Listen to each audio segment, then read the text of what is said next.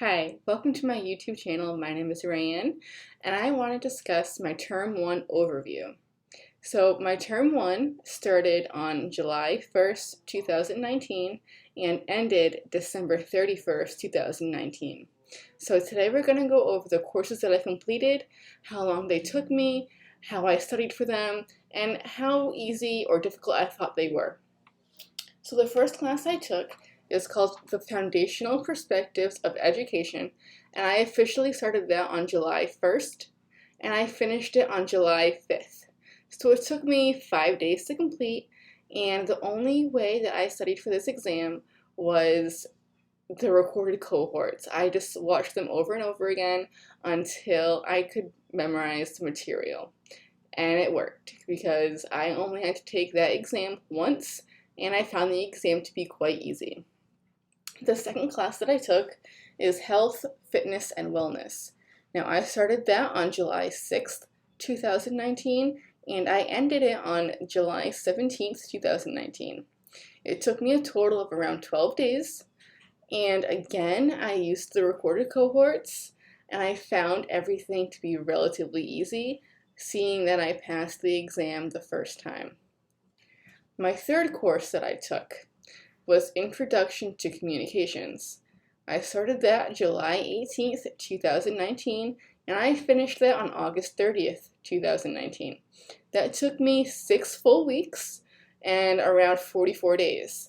I had to take the objective assessment twice because I failed it the first time. I failed it because I didn't know all the material all that well, and I couldn't apply it to scenario-based questions. So since I had to take it twice, my course instructor and I had to come up with a plan for me to make a second attempt. We had a study plan. I had to fill out some study documents, and we went over a few things, and then she went in and approved my second attempt. I took my second attempt and I passed. There are 2 parts to this exam, the objective assessment and the performance assessment. The performance assessment for most classes is some kind of paper, a project. So for this one, we had to write an outline for a speech, and then we had to go in and record a speech on Panopto. A performance assessment is something that not every class has, but some do. So what happens is you go and you write your paper or whatever it is, like my outline. I went and I did my outline, and you go into the platform on WGU and you submit it. Now, it gets submitted, and the evaluators have 3 full days to grade your paper. And it can come back for revisions. It's not an automatic pass. So if it comes back for revisions, you just change what you need to change and resubmit it. Okay, it's not a big deal. I thought this class was, I want to say medium. So on like a scale of 1 to 5, I'd say it was around a 3. It wasn't super difficult, but the scenario questions definitely threw me off. And I think that's why I didn't do great on the first objective assessment. Now the fourth class for my first term was Mathematics for Educators 2. Now, you'll notice that it said 2. Okay, there are 3 classes in the Mathematics for Educators. Mathematics for Educators 1, 2, and 3. I transferred in Math for Educators 1, so I don't have to do it. So I started with Math 2. I started that on August 31st, 2019, and I ended that October 10th, 2019. That was a total of 11 days. Now, I don't consider myself to be good at math. In fact, I am awful at math, okay? All through high school, I struggled with math, so I was kind of hesitant with this class. I remember in high school, my senior year of math, I had a teacher, and his philosophy, or his classroom rule, was that if you were quiet and didn't make any hassle in class, he would pass you. And I was a very quiet kid in high school. I stuck to myself, and I remember that my final grade for that class was a 29 was my average. Okay, I'm not proud of that. However, I still somehow passed the class because I was quiet. it is what it is. So I did pass this class, and I felt it was very, very, very easy. And like I said, I'm not good at math, and I don't know if it's because in high school I had bad teachers, or if WGU just taught me in a way that I could understand the math concepts. I will also say that the course instructors for this particular course, they are very involved. I got many calls from my course instructor without any even appointments, just kind of checking in how I was doing, seeing if I needed any help, things of that nature. So that was also nice. I think this class for me was, like I said, very, very, very easy. So those are my first 4 classes I had to take, and as you noticed, I finished them all by October 10th of 2019, and my term ends December 31st, 2019. So I had some time to spare, and with that, I took 3 more courses. The next course that I took is called Human Growth and Development Across the Lifespan, and I started that October 11th, 2019, and I finished that October 30th, 2019. So a grand total of 20 days or so. And I just want to point out that I never passed the pre-objective assessment. So for those of you who don't know what the pre-objective assessment is, it's pretty much a practice test. It doesn't count for your grade, but you have to take it in order to take the actual objective assessment.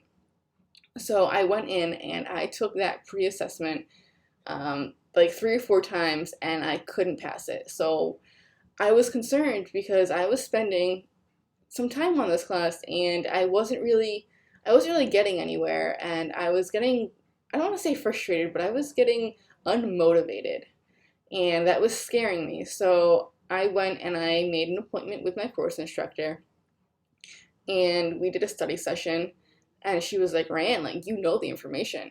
So I went in and I took the objective assessment, and I passed it with no problems. So I'm going to say this class was relatively easy, even though I never passed the pre-assessment. The next class I took was Psychology for Educators. And I wanted to take that one next because I figured human growth and development across the lifespan and psychology were kind of go hand in hand, and they do.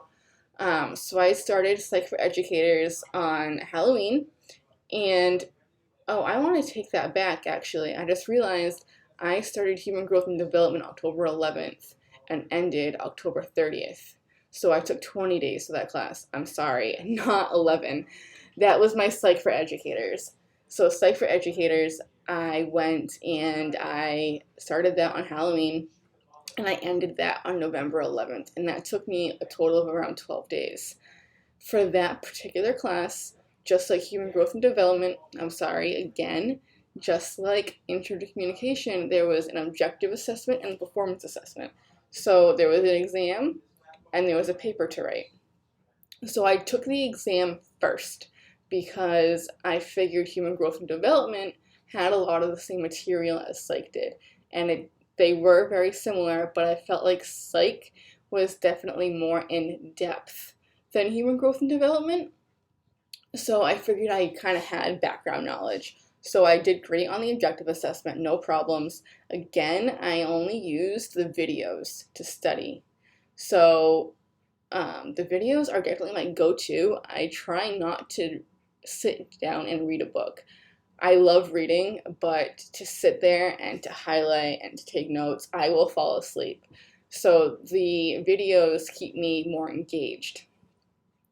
The only classes I don't use videos on are math classes, because math classes you actually have to go in and do, where everything else you can kind of watch and learn and take notes on your own.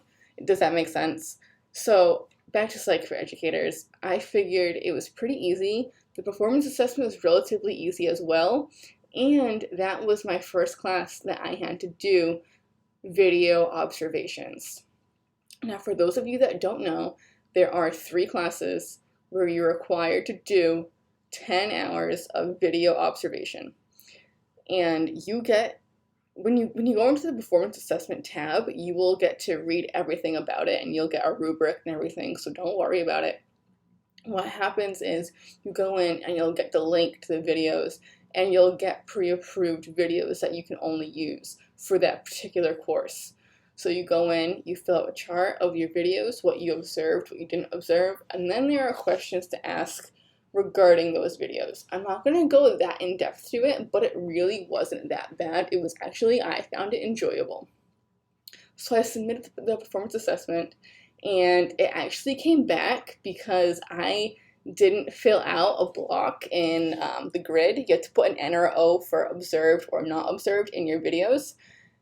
And I left one totally blank. So I sent it back saying, hey, you need to fill in this. So I was like, oh, okay, did I observe it? Yes or no? And I filled it in for the appropriate answer. Really not that big of a deal. But as I said earlier, for every performance assessment, the evaluators have 3 days to get it back to you graded. So I found this course to be relatively easy.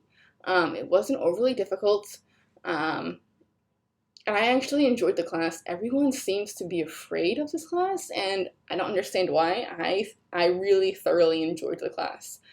The last class that I took for my first term is called Natural Science Lab. I started that November 12th, and I ended that November 29th, sorry. And I took that because it wasn't even planned in my term. I took 7 courses. I was planned for 6. However, as you may have noticed, I ended psychology on Veterans Day, and my term ends on New Year's Eve. So I had roughly 6 weeks or so to kind of cool it. And I talked to my mentor, and I was like, hey, this natural science lab seems pretty easy. I don't want to have to take a course with an objective assessment because we have holidays coming up, and I don't want to get too stressed or overwhelmed or any of it. So she was like, okay, I'll bring up Natural Science Lab, and she did. So like I said, I started that November 12th and ended that November 29th. And that is the easiest class you will take. If you have it, that's the easiest one you'll ever take, okay? It should have taken me maybe like a half hour to do, in all reality. However, I didn't read the directions, so I had to submit this performance assessment multiple times because I didn't read the directions. I also wanted to do a science experiment that not everybody does. So if you go on the Facebook teachers page, everybody does the science experiment for this class is how long it takes boiling water to boil with salt or no salt, and which one boils faster. I didn't want to do that because everybody did it, and I wanted to stand out to the evaluators. So I did an experiment about what product will clean pennies the most over a 10-minute period. However, you need to have a measurable value, and I couldn't measure how clean the penny actually was. So after submitting that like 3 or 4 times, I was like, you know what, forget it. And I did the boiling water experiment, which honestly, it took 5 minutes to boil. So then I went in and I wrote up my paper, and that took another 10 minutes, and then I submitted it, and everything was golden. So, lo and behold, that is the easiest class you will have to take in your whole degree plan, on my opinion anyway. And I had to submit it like 4 or 5 times because I didn't read the directions the right way. So read the directions. So that's the end of my Term 1 overview. Like I said, for most of my classes, with the exception for the Math for Educators 2, I used the videos to study. And that works for me 100%. It may not work for you. For the math, I just printed out the worksheets for each unit, and I just worked at it. I didn't even go in math lab, not once, okay? It didn't work for me. I like to write on pen, with pencil and paper and do my thing. However, everything else, I just do videos, and like I said, it works for me, and I hope that maybe you can get some ideas from how I study and implement that into your studies. So, thanks for watching, and if you liked it, please like, subscribe, everything. That'd be great help. And please comment if you have any questions or if there's anything else you want to see in future videos. Thanks for watching.